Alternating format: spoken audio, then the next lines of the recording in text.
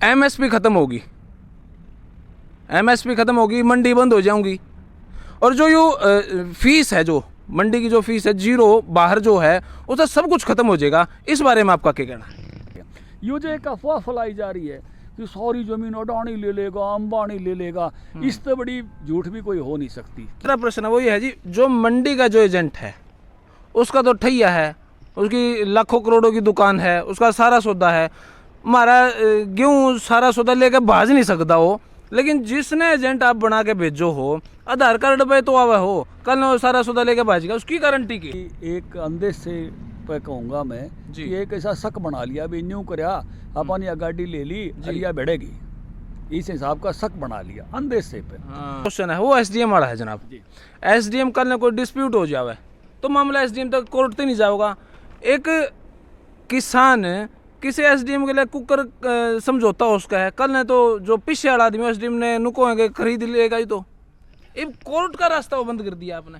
Contract farming का मुद्दा पांचवा मेरा प्रश्न है, इसमें यूँ कहें भाई हमारी जमीन कब्जा लेंगे, वे लेकर भाज जाऊंगे और हम फिर बिना जमीन के कित जावा कित नहीं। कॉन्ट्रैक्ट फार्मिंग का जो कि यो एमएसपी न्यू ईयर रहेगा।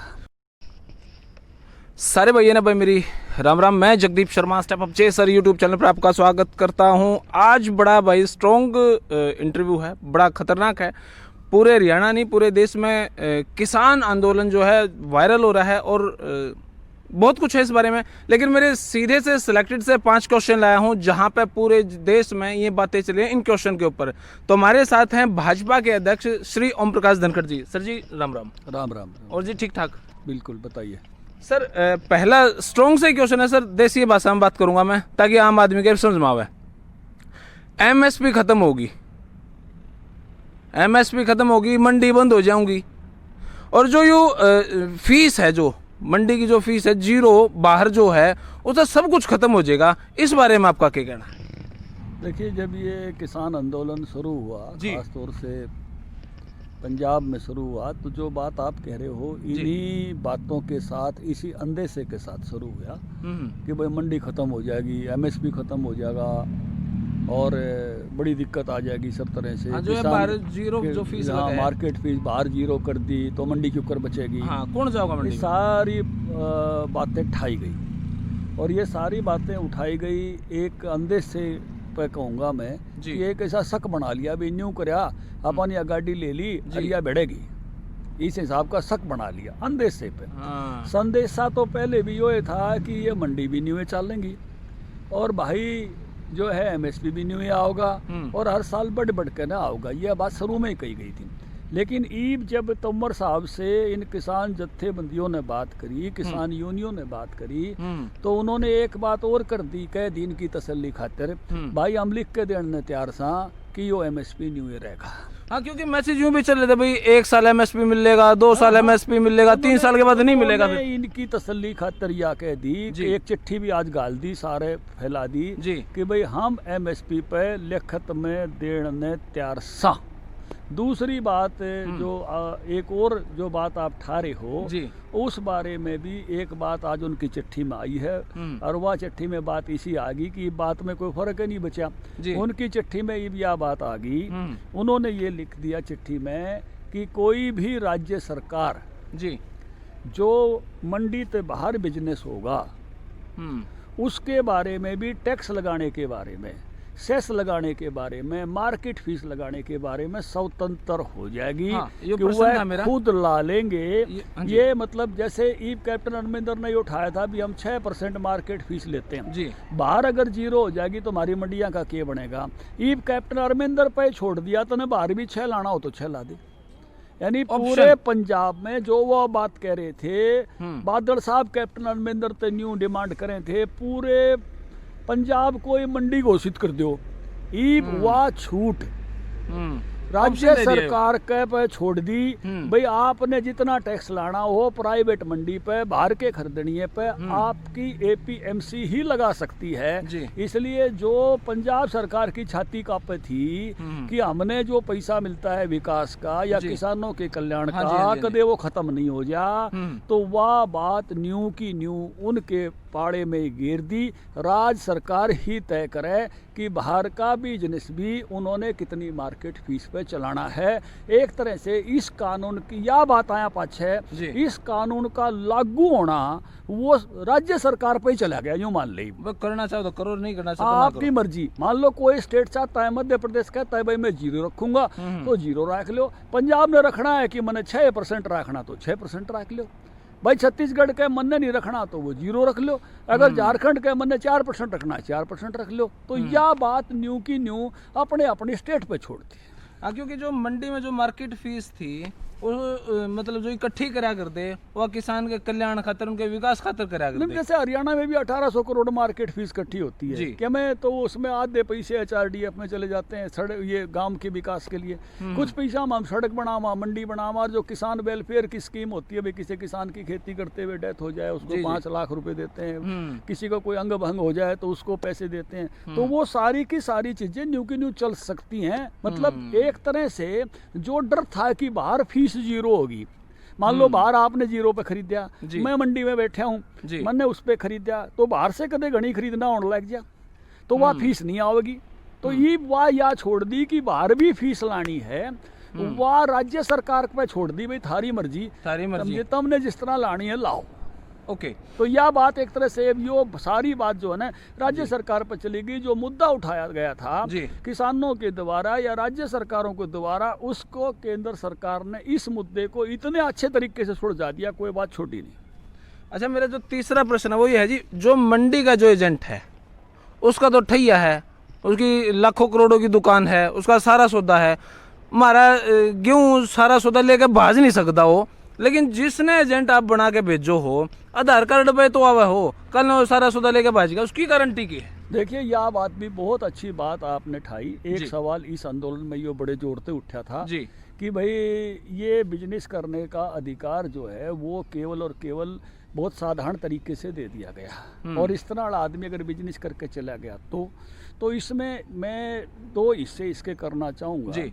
एक नाते से ये उन लोगों के लिए तो अच्छा था जो अपना माल जो है, जो कोई FPO जाए, मान लो आप 10 किसान मिल गए और आप अपना माल बेच देवा, एक दूसरे का ले लेवा, इकट्ठा करके बेच देवा, उसके लिए ज़्यादा झंझट नहीं हो, वो अच्छा है। लेकिन अब इस मामले में भी तोमर साहब की चिट्ठी में ये लिख दिया, सरकार ने जो किसानों से डिस्कस किया उसके बाद जो बात आई कि अपने राज्य में अपने व्यापारी को कैसे रजिस्टर करना वो राज्य सरकार तय करेगी। मतलब हरियाणा में अगर कोई बिजनेस करना चाहोगा खेती बाड़ी के सौदे का, तो हरियाणा सरकार तय करेगी कि उस पर बैंक गारंटी लेनी या उस पर नगद पैसे जमा कराने या उसको किस तरह से परमिशन देनी, किस तरह से लाइसेंस देना, वहाँ का मार्केटिंग बोर्ड ही देगा। तो ये जो डर था ये के बारे में भी काट दिया पूरी तरह से। इस मामले में बात स्पष्ट कर दी चिट्ठी के बाद, ये मुद्दा कोई बचा नहीं, ये भी ऑप्शन दे दिया मतलब आपने। हाँ बिल्कुल। अच्छा, जो चौथा क्वेश्चन है वो SDM वाला है जनाब। SDM कल ने कोई डिस्प्यूट हो जावे तो मामला SDM तक कोर्ट तक नहीं जाओगा। एक किसान किसी SDM के लिए कुकर समझौता उसका है, कल ने तो जो पीछे वाला आदमी SDM ने नुको है खरीद लेगा ही, तो अब कोर्ट का रास्ता वो बंद कर दिया आपने। देखिए, यह बात बहुत ज़ोर से उठी थी, हालांकि ये फैसला तो इसलिए किया था केंद्र सरकार ने कि कोर्ट जो है वो आज़ाद होती है और कोर्ट को कोई डायरेक्शन नहीं दे सकता कि वो तारीख 1 दिन में लावे या 1 हफ्ते में लावे या 1 महीने में लावे। SDM को डायरेक्शन ये दी थी कि भाई तू 30 दिन के भीतर फैसला करेगा। तो इस सारे में अब जो चिट्ठी तोमर साहब की आई है, उन्होंने कहा हमने दोनों ऑप्शन दे दी, जो SDM का नहीं जाना चाहो SDM जाने चला जाओ, जो सिविल कोर्ट में जाना चाहो सिविल कोर्ट में चले जाओ। जिसको SDM के सिस्टम पे भरोसा है वो SDM से फैसला करा लो, और जो सिविल कोर्ट में जाना चाहता है वो उस पर फैसला करा लो। तो यह बात भी जो किसान संगठनों द्वारा ठाई गई थी, इसका भी कति तोड़ पाड़ के जवाब दे दिया, कोई कसर छोड़ी नहीं। बेचे इस बड़ करना इस बड़ कर लो, उस बड़ करना उस बड़ कर लो, कोर्ट जाना है कोर्ट चले जाओ, SDM पे चला SDM चलाओ, दोनों छूट था। अच्छा, जो कॉन्ट्रैक्ट फार्मिंग का मुद्दा 5वां मेरा प्रश्न है, इसमें यूँ कहें भाई हमारी ज़मीन कब्जा लेंगे, वे लेकर भाग जाऊंगे और हम फिर बिना ज़मीन के कित जावा कितने, कॉन्ट्रैक्ट फार्मिंग का जो ज़मीन का मुद्दा है, वो डर तो ऐसा दिखाया कि आपा किसी से दूध ले आवा और वो दूध आड़े न्यू डरा दें, ये दूध ना तेरी भैंस ले जाएंगे या इसी बात बनाई गई है। इसलिए ये वो सौदा केवल और केवल उत्पाद का है, जमीन का नहीं है। और उस कानून में साफ लिख रखा है कि कॉन्ट्रैक्ट खेती उत्पाद की हो सकती है, जमीन का उस पर कोई वो नहीं हो सकता। किसी भी तरह से ना कोई जमीन ले सकता, ना कोई जमीन को बंधक बना सकता, ना कोई उसकी जमीन किसी भी तरह से वो उसका दूसरा इस्तेमाल नहीं कर सकता। मतलब कल अगर ये साफ लिख दिया। इसमें से एक शंका और उठ रही थी जी, मान लो आपने मेरे पे वो टमाटर उगवाने हैं जी पोली हाउस में, और आपने मेरे अड़े पोली हाउस ला दिया, तो उसमें किसान संगठनों की एक शंका थी कि आप पोली हाउस पर लोन लिया है। हाँ, लोन वाला मुद्दा था जी। और फिर उन लोन का फिर क्या बनेगा? तो अब ये लिख दिया तोमर साहब की चिट्ठी में कि कोई भी स्ट्रक्चर मेरे खेत में अगर कॉन्ट्रैक्ट खेती वाला कोई साथी खड़ा करेगा तो उस पर लोन नहीं ले सकता। आपने लगाना है तो 2 पैसे हैं आप पे, आप व्यापारी हो तो लगाओ, लोन मेरे उस स्ट्रक्चर पर नहीं हो सकता जो मेरे खेत में लगेगा। और स्ट्रक्चर जितने आपका और मेरा कॉन्ट्रैक्ट है इतने तो ठीक, लेकिन आपने बाद में टाइम पर नहीं तारा तो स्ट्रक्चर मेरा हो जाएगा, किसान का हो जाएगा। इसमें ये बात बिल्कुल साफ कर दी है। तो इस बात का भी जो कितने, और ये तो किसी भी कीमत पर नहीं हो सकता भी उसकी ज़मीन को कोई छेड़ सके। ये जो एक अफवाह फैलाई जा रही है कि सारी ज़मीन अडानी ले लेगा, अंबानी ले लेगा, इससे बड़ी झूठ भी कोई हो नहीं सकती। क्यों नहीं हो सकती मैं आपको बताना चाहता हूँ। अडानी और अंबानी के सारे रुपये इकट्ठे कर लेना, एक जिले की ज़मीन नहीं ले सकते, बड़ा जिला है तो। देश के सबसे अमीर आदमी जी, इतने अमीर मैं बताने लग रहा, सारी पूंजी देख ली मैंने, नेट पे तुम देख लो उनकी टोटल वर्थ। अरे ये देश 37.5 करोड़ एकड़ की जमीन का वे है। हरियाणा में भी 1 करोड़ एकड़ जमीन है, लवे भी नहीं लाग सकते। या तो केवल और केवल निरीह झूठ है, वो सॉरी ले लेंगे, इतना ब्योत को नहीं उनका, क्यों कर ले लेंगे। तो इसलिए बेमतलब की बात फैला के आंदोलन में कई लोगों ने, और कानून में साफ लिख रखा है कोई लवे भी नहीं लाग सकता। अरे एक बात और जी, बड़ी सी झूठ फैला रखी है, बोला मोदी उनने दे देगा। अरे मोदी ने अपने भाइया ताई को दी ने कदे अठन्नी, मोदी ने कदे अपने भतीजा ताई को अठन्नी दी ने, कदे मां ताई नहीं, जरी झूठ। अडानी अंबानी प्रेम वे बतावे हैं जिन्ना अडानी अंबानी ताई या जमीन दी थी, अड़े रॉबर्ट रताई दी थी, जो उन गल समझौते करे थे, उनकी फोटो देख लो। अरे भाई इससे पहले कि अडानी अंबानी लाल किले पे कपड़े प्रेस करया करते या कच्छे बेचा करते, ये किन बनाए अडानी अंबानी, ये किन ने बनाए, किन के टाइम में बने, किन ने जमीनें दी, किन्होंने इनकी सेज बिछाई। हरियाणा में भी सबने मेरा उड्डार ने सेज बिछाई। ये तो वे लोग हैं जो करें खुद बदनाम दूसरे न करें। ये मेरे झूठ के सरदार हैं। और ये इस तरह की झूठ फैला के मोदी जैसा ईमानदार आदमी जिसने अपने इतने साल के मुख्यमंत्री काल में अपने परिवार के लिए कुछ नहीं किया, उन्होंने ऐसे लोगों की कोई, मैं हरियाणवी में कहना नहीं चाहता, क्या मतलब है इस बात का, केवल और केवल मेरी झूठ फैलाने का काम कर रहा है। अच्छा सर, जो अभी ये तो थी वो 5 बातें जो इस आंदोलन के शुरुआत में उठी, अब लोगों को है कि ये कानून वापस होना चाहिए, इस पे मोदी साहब क्या सोच रहे हैं? देखिए भाई बात यह है, एक तो होता है आग्रह, आप मेरे से कोई बात का आग्रह करो तो मन आपकी बात सुननी चाहिए जी। एक आपकी बात में सत्य हो तो उसको कहते हैं सत्याग्रह, और आपका सत्याग्रह मैंने मानना चाहिए जी। और एक हो आपका दुराग्रह, मान लो आप 2 भाई हैं और मन अपनी ठीक जगह पे कोई दीवार खींच ली जी, और आप निबट जाओ, तोड़ो ये तोड़ो, तोड़ो ये तोड़ो। इस बात पे एक बहुत बढ़िया बात आ रही थी, राहुल गांधी का एक वो आ रहा था, वो लगा के एक कार्टून सा, ने बोला जी राहुल जी आपकी पार्टी में 2 कमी है। बोला जी बताओ क्या है, मैं ठीक कर लूंगा। बोला नहीं, आपको पार्टी भंग करनी पड़ेगी। जी भाई सुधार सारे बता दिए, सारे मान लिए, आगे खुले तौर पे तैयार, पंचायती तौर पे तैयार, बैठ के बात करने तैयार। उसके बाद इस बात पर जो है आगे बढ़ना, ये मुझे लगता है कि मुद्दे पूरे हो गए, मुद्दों पे किसान संगठनों की जीत हो गई। हाँ, किसी पॉलिटिकल आदमी की मनसा हो सकती है कि राज मारे नहीं था वे इतना यो सौदा, किसी भी तरह न्यू ही जो है कोई आगे के बढ़ पे किसान भाई को आगे रखो, किसी कबे वो सीए आड़े ले आए थे वे बैठा दिए, इन न बैठा दो, कदे 370 पे झूठ बोल के हल्ला मचा दो। ये उनकी मनसा तो हो सकती है, क्योंकि उनकी मनसा पॉलिटिकल होती है ऐसे लोगों की। किसानों की मनसा तो अपने एजेंडे की थी, अपने मुद्दे की थी, वो पूरी हो गई।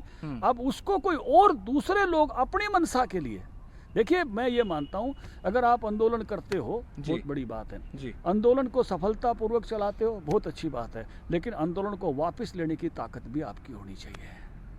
आपके आंदोलन में ऐसे तत्व ना आ जाएं जो आपको आंदोलन वापस ना लेने दें।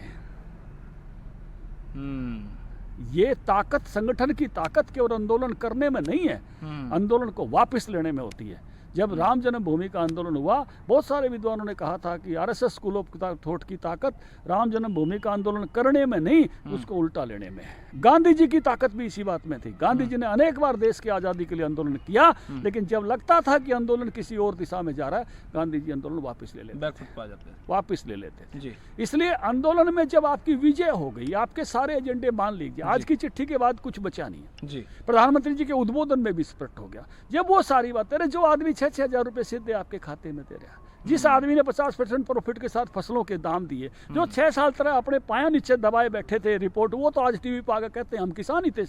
अरे हमारे बाजरा 2150 खरीदा, हमने तो किसान विरोधी बतावे। और जो राजस्थान में बाजरा पिटता हंड है, वो किसान समर्थक बन रहे।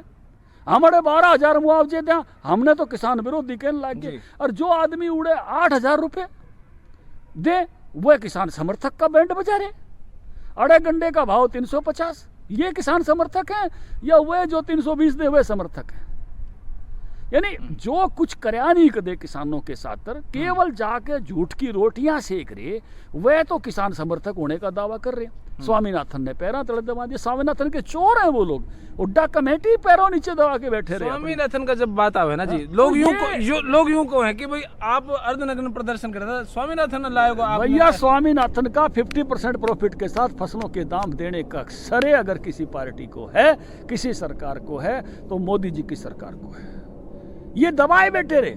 उसकी ज्यादातर सिफारिशें, अरिया भी स्वामीनाथन की सिफारिश थी, डायरेक्ट मार्केटिंग, किसी और की सिफारिश नहीं है। उनकी सिफारिश भी है कि किसानों को बाजार खुलना चाहिए, लेकिन उसके बावजूद भी दोनों चीज, बाजार जो है मंडी का भी चलना चाहिए, जो एफपीओज प्रगतिशील फार्मर है उनके लिए भी रहना चाहिए, दोनों की बात खुली रहनी चाहिए। 9 भाई मंडी में जाना चाहो जान दो, एक भाई गुड़गामा में आके सीधा किसान मंडी लगाओ, उसने लगा लेने दो, इतनी सी तो बात है। दोनों के हक चलने चाहिए, दोनों के हक हुकूक चलने चाहिए। डायरेक्ट मार्केटिंग वालों को डायरेक्ट कर लेने दो, जो इनडायरेक्ट वाले चाहते हैं, मंडी में जाना चाहते हैं, उनको मंडी में जाने दो। तो ये आंदोलन कब तक खुल जाएगा? शाम दाम दंड भेद किस नीति पे अब ये खुलेगा सर? क्योंकि अगर जी, कल मैं कृष्णवीर चौधरी जी का बयान देख रहा था, उनसे यही सवाल पूछा गया था, ने बोला राजनीति हट जा तो शांत ही खुल जा।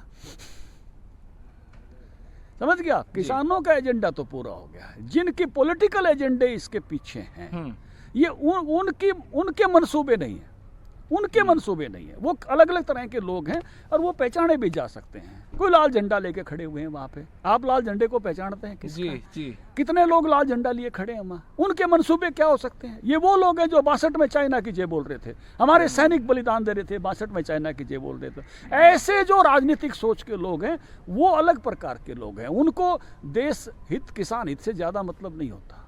वो उनकी तो डोर कहीं और से ही लिया करती है, आपको पता है। तो उस नाते से जब ये चीज़ अगर उसमें से पीछे हट जाएगी, किसान के एजेंडे पे तो सरकार पूरी खुली हुई है, एक एक बात पूरी इम्प्लीमेंट करने को तैयार है, पूरी तरह से खुले मन से बात सुनी है, आगे भी खुले मन से तैयार है। बहुत बहुत शुक्रिया सर आपका, बहुत बहुत धन्यवाद। आपने बात करी, बात